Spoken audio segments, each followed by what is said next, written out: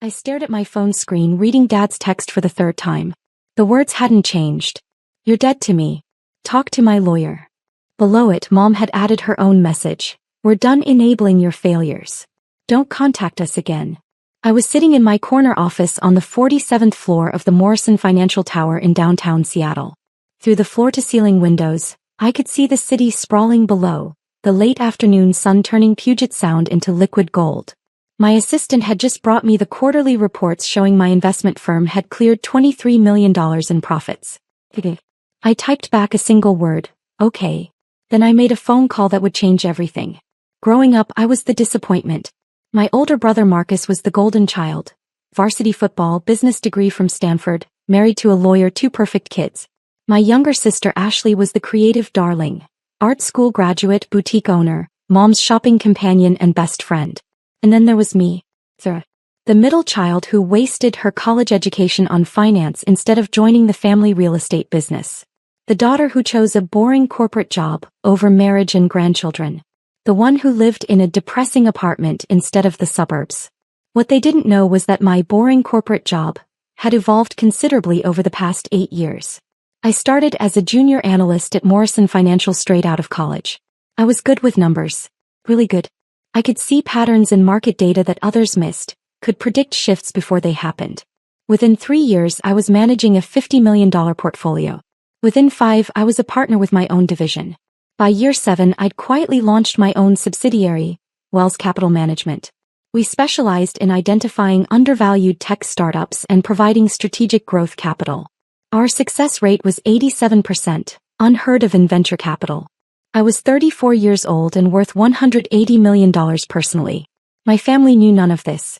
To them, I was still Sarah the analyst who pushed papers for rich people. I kept it that way intentionally, because for the past 6 years, I'd been running a very different kind of investment strategy. I'd been keeping my family afloat. It started small. Dad called 6 years ago, voice tight with stress. "Sarah, the real estate market's brutal right now. Your mother and I are struggling with the mortgage. Just for a few months, could you help with $2,000? I sent $2,500 that day. The few months became permanent. Every month, like clockwork, I transferred $2,800 to cover their mortgage. They never asked where the money came from. They never said thank you beyond that first week. Then came Marcus's business troubles. His luxury car dealership was bleeding money, but he was too proud to admit it. When he casually mentioned he might lose his house, I quietly paid off his $180,000 mortgage. I had my attorney structure it as an anonymous benefactor program through a shell company. Ashley's boutique was failing before it even opened. She needed $75,000 for inventory and rent. I provided it as a small business grant from a fictional foundation. She believed she'd won some kind of lottery. Over 6 years I'd provided monthly mortgage payments. $2,800 times 72 months equals $201,600. Utilities for my parents. $400 times 72 months equals $28,800. Marcus's mortgage payoff. $180,000. Ashley's business funding. $75,000. Dad's car lease payments. $850 times 72 months equals $61,200. Emergency loans that were never repaid. $38,400. Mom's medical bills. $23,000. Total. $608,000. I kept meticulous records. Every wire transfer. Every payment confirmation. Every text message thanking me for temporary help. They thought I was barely scraping by. I let them think it. Because every family dinner gave me more data. Every dismissive comment showed me who they really were. Every time they bragged about Marcus's success or Ashley's independence, while I sat silently, I was watching. Waiting. 3 months ago things started shifting. Marcus called me for the first time in a year. "Hey Sarah, listen, Ashley and I were talking. We're concerned about Mom and Dad's retirement planning. We think they need better financial guidance." "Okay," I said carefully. "What kind of guidance?" "Well, you work in finance, right? Maybe you could review their portfolio, give them some basic advice. They've been making some risky investments lately." I almost laughed. Their portfolio was the monthly support check I sent them. "I can look into it," I said. "Great. And hey, keep it simple, yeah? No complicated financial jargon. You know how Dad gets." The condescension was so casual he didn't even realize he was doing it. 2 weeks later I was at Sunday dinner. All of us gathered at my parents' house, the house I was paying for. Marcus was talking about his dealership's record quarter. Ashley was showing off photos from her boutique's expansion. My parents were beaming. "Sarah, honey," Mom said, finally acknowledging me. "How's work?" "Still doing that analysis thing." "It's going well," I said. "That's nice." She turned back to Ashley. "Now about your fall fashion line." I excused myself to use the bathroom. On the way I passed Dad's home office. The door was open. I glanced inside and froze. On his desk were bank statements. Lots of them. My monthly transfers were highlighted. And beside them was a handwritten note. "S's contribution. Enough for down payment on Lake House?" They weren't struggling. They were using my support money as extra cash for luxuries. I took a photo with my phone and returned to dinner. That night I started digging deeper. I had access to forensic accounting resources through my firm. I hired a private investigator. What I found made my blood run cold. The PI's report arrived 2 weeks ago. It was 47 pages long. Finding number 1. Mom and Dad had opened 3 credit cards in my name over the past 4 years. Total debt, $67,000. They'd been making minimum payments using the money I sent them. Finding number 2. Marcus had taken out a business loan using me as a co-signer. I'd never signed anything. The signature was forged. Amount, $142,000. Finding number 3. Ashley's boutique was registered under my social security number as a silent partner. Any business debts or liabilities would fall on me. She already owed suppliers $38,000. Finding number 4. My parents had told extended family I was contributing to a family investment fund that they were managing. 6 relatives had invested money, over $200,000 total, believing I was the financial genius behind it. My parents had spent most of it. My credit score had dropped 120 points. I had collections notices I'd never seen because they were going to an old address, my parents' house, where they were intercepting my mail. I sat in my office, hands shaking, reading page after page of documentation. Identity theft, fraud, forgery. And they'd done it all while calling me the family disappointment. I called my attorney, then my forensic accountant, then my bank president. "How would you like to proceed, Ms. Wells?" my attorney asked. "Carefully," I said. "And completely." The text came last Tuesday during a board meeting. "Dad, family meeting this Sunday. 2 p.m. Don't be late for once." Me, "What's it about?" "Dad, your attitude. We need to discuss your lack of contribution to this family." I stared at my phone in disbelief. My lack of contribution. Me, "I'll be there." Sunday arrived. I drove to their house in my old Honda, the car I kept specifically for family visits. My actual car, a Mercedes S-Class, stayed hidden in my building's garage. I arrived exactly at 2 p.m. Everyone was already there, seated around the dining room table like a tribunal. Marcus at Dad's right hand. Ashley beside Mom. And one empty chair for me. "Sarah, sit down," Dad said. Not, "Hello." Not, "How are you?" I sat. "We've been talking," Mom began, glancing at a notepad. "As a family, we're concerned about your future. You're 34, unmarried, no children, living in that cramped apartment. I'm concerned about your financial irresponsibility," Dad cut in. "You make decent money, or so you claim, but you never help this family. Meanwhile, your brother and sister both contribute significantly." Marcus nodded. "I just paid for their new roof. $18,000. Ashley added, "And I've been covering Mom's shopping trips and spa days." They were using my money to pay for things and claiming it as their own contributions. The audacity was breathtaking. "While you," Dad continued, pointing at me, "take and take. We raised you, paid for your education, gave you every opportunity. And what do we get back? Nothing. Just attitude and excuses." "I see," I said quietly. "We've decided," Mom said, trying to sound gentle, "that it's time for some tough love. You need to learn responsibility. So we're cutting you off. No more family support, no more safety net. You're on your own until you learn to contribute like an adult." The irony was so profound I nearly laughed. "Cutting me off from what, exactly?" I asked. "From family resources," Marcus said. "From our help, our connections, our support. And," Dad added, pulling out a document, "we're asking you to sign this." It's a formal acknowledgement that you owe this family for years of support. When you finally get your act together financially, you'll pay us back. He slid the paper across the table. It was a promissory note for $50,000. For what? I asked. All the dinners, the gifts, the emotional labor of dealing with your failures, Ashley said. We calculated it. I looked at each of them. Really looked at them.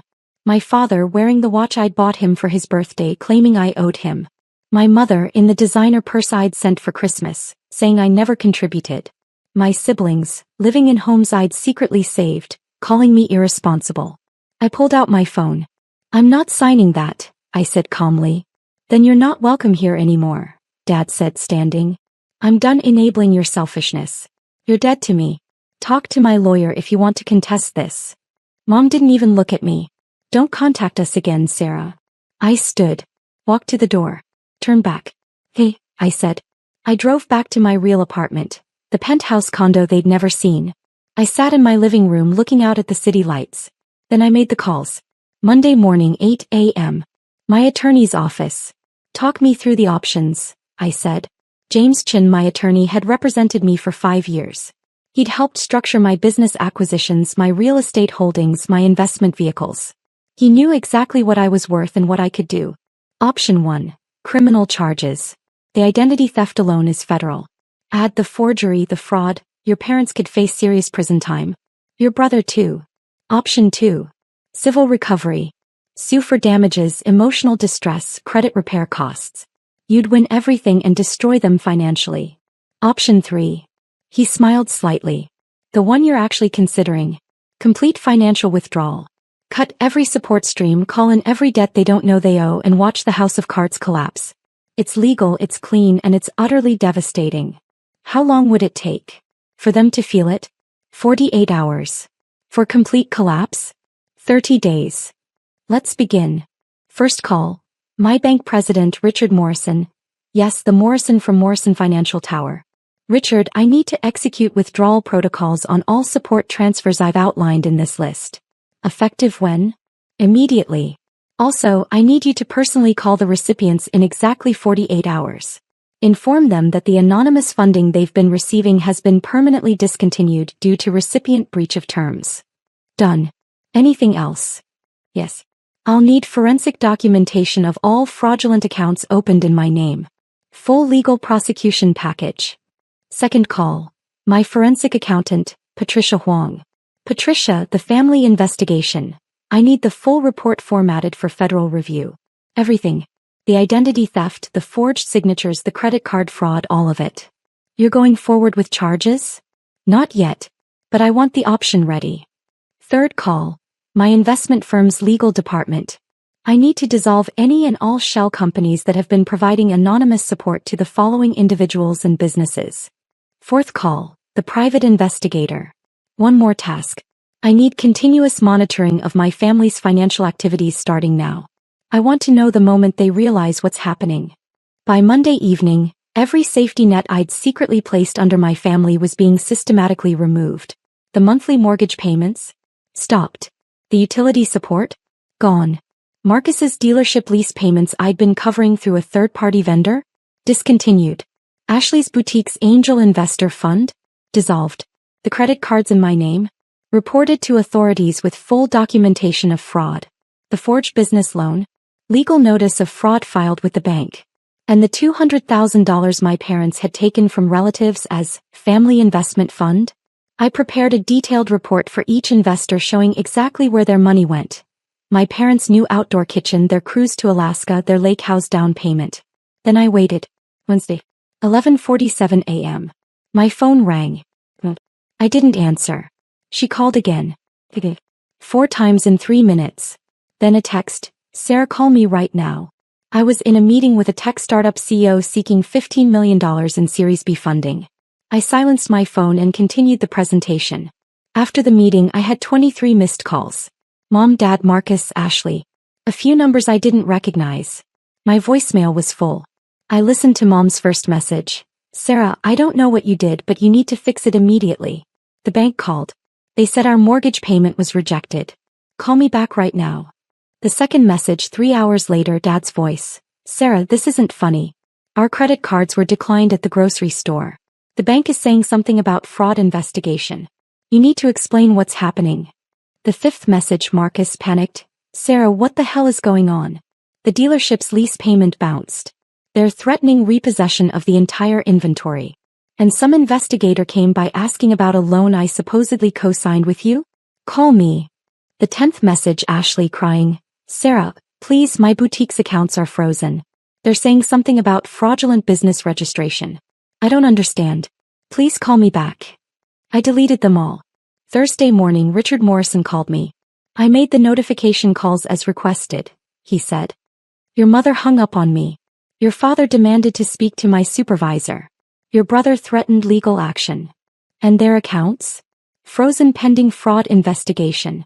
The credit cards in your name have been flagged. Federal investigators have been notified of the identity theft. It's moving quickly. Thank you, Richard. Sarah, he said carefully, they're going to come for you. You understand that? I'm counting on it. Friday afternoon they proved him right. I was in my office when my assistant buzzed. Ms. Wells, there are 3 people in the lobby demanding to see you. They say they're family. Security is with them. Send them up. And please record this meeting per company protocol. I stood at my window looking out at the city when the door opened. They stopped in the doorway staring. At the corner office. At the view. At the nameplate on my desk. Sarah Wells, Managing Partner, Wells Capital Management. What? Mom's voice trailed off. Please sit, I said, gesturing to the conference table. They sat slowly, looking around like they'd entered an alternate dimension. What is this? Dad demanded. What kind of game are you playing? No game, I said calmly. I opened my laptop and projected spreadsheets onto the large screen on the wall. This is my company. Wells Capital Management. We manage $2.3 billion in assets. I founded it 7 years ago. Marcus leaned forward, squinting at the screen. That's impossible. You're an analyst. I was. Then I became a partner at Morrison Financial. Then I launched my own firm. I clicked to the next slide. This is my personal net worth. $180 million. Ashley's hand went to her mouth. But. Mom started. You never said, you live in that apartment. You drive that old Honda. I live in a penthouse condo at Harborview. The Honda is for family visits. My actual car is a Mercedes S-Class. I clicked again. This next slide shows every financial transaction I've made on your behalf over the past 6 years. Shall we review? The spreadsheet filled the screen. Line by line. Payment by payment. Mortgage payments to parents. $201,600 utilities support. $28,800 Marcus mortgage payoff. Anonymous $180,000 Ashley business grant. Anonymous $75,000 dad's car lease payments. $61,200 emergency loans. $38,400 medical bills. $23,000. Total support provided. $608,000. The room was silent except for the hum of the air conditioning. You've been. Dad's voice cracked. All this time. While you called me irresponsible, I said evenly. While you claimed I never contributed. While you told me I was the family disappointment. I clicked to the next slide. This is the promissory note you wanted me to sign. For $50,000. For emotional labor. Mom's face had gone white. And this, I clicked again, is the documentation of fraud committed against me. The screen filled with credit card statements, loan documents, business registrations. All in my name. None authorized by me. Credit cards opened fraudulently. $67000 ** forged loan cosignature. $142,000 fraudulent business partnership. $38,000 in undisclosed liabilities total identity theft. $247,000. That's not. Marcus stood up. We were going to pay you back. With what? I asked. The money I was secretly giving you? You never told us. Ashley burst out. How were we supposed to know? You weren't supposed to commit identity theft, I said quietly. That part should have been obvious. Dad found his voice. You deliberately hid your success from us. You watched us struggle. You weren't struggling. I clicked to another slide. Bank statements. They're bank statements. This is your account activity. The month you claimed you were desperate for mortgage help. You spent $8,000 on a vacation to Napa. The week you said you were drowning in bills, you bought a $3,500 outdoor kitchen island. More slides. More evidence. Every time they'd claimed poverty while spending my support money on luxuries. And this, I said, pulling up the final document, is the report showing what you did with the $200,000 you collected from relatives by claiming I was managing a family investment fund. Aunt Carol's $50,000. Cruise to Alaska, new furniture Uncle Tom's $75,000. Lake house down payment, new car cousin Jennifer's $30,000. Home renovations Grandma Helen's $45,000. Jewelry designer clothes. I've prepared individual reports for each of them, I said, showing exactly how you spent their money while claiming I was the financial expert managing it. Mom started crying. We were going to pay them back eventually. With what? I repeated. You have no income stream. Marcus's dealership is failing. The only reason it survived this long is because I was covering his lease payments. Ashley's boutique has been operating at a loss since day one, surviving only on the grant money I provided. And your house. I've been paying the mortgage for 6 years. This is. Dad stood, bracing himself on the table. You can't just abandon your family. You told me I was dead to you, I said. You told me not to contact you. I'm simply honoring your wishes. We didn't mean. You meant every word. I closed my laptop. Here's what happens next. First, all support I've been providing ends immediately. That already occurred on Monday. Second, I've filed fraud reports on every illegal account opened in my name. Federal investigators are involved. Third, I've notified all family members who invested in your fake fund about where their money actually went. They're filing their own lawsuits. You can't do this, Marcus said desperately. We're family. I walked to my desk and picked up a folder. Inside were printed copies of their texts, their demands, their insults. Every "you're a disappointment." Every "you never contribute." Every dismissive comment over 6 years. This is what you said to me, I said, dropping the folder on the table. This is how you treated the person who was keeping you afloat. You made your choice last Sunday. Sarah, please. Mom stood reaching for me. We made a mistake. We didn't know. You made thousands of mistakes, I corrected. You committed identity theft. You forged signatures. You defrauded your own relatives. You treated me like a failure while stealing from me. I walked to the door and opened it. Security will escort you out. What about the mortgage? Dad asked desperately. The cars? Ashley's business? What are we supposed to do? I looked at him. Really looked at him.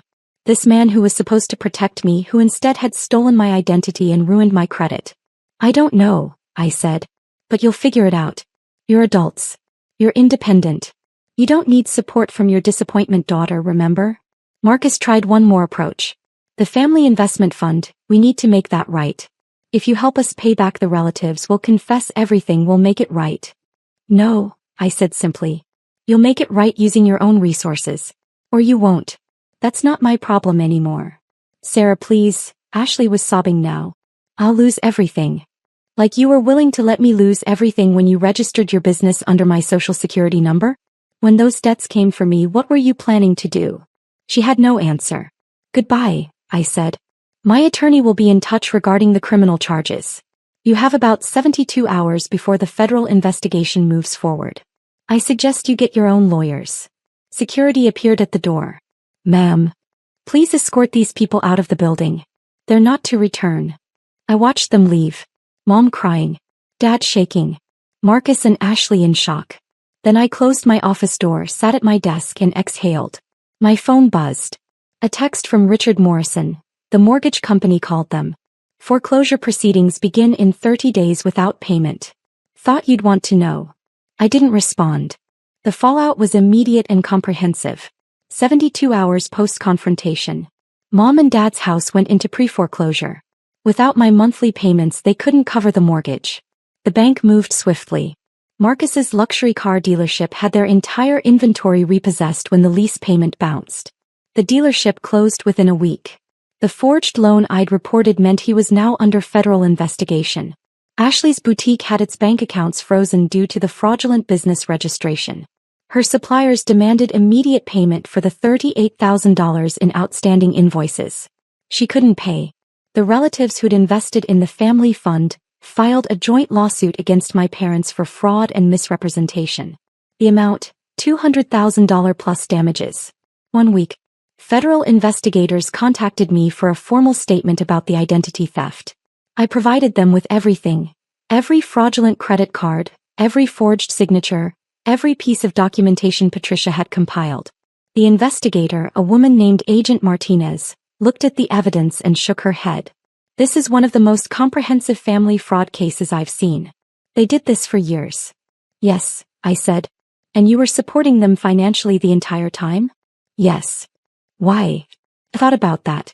Because I thought that's what family did. I was wrong. 2 weeks. Marcus called from a number I didn't recognize. I answered by accident. Sarah, please, you have to stop this. The federal investigation, they're talking about criminal charges. I could go to prison. You forged my signature on a $142,000 loan, I said calmly. That's a federal crime. I was desperate. The dealership was failing.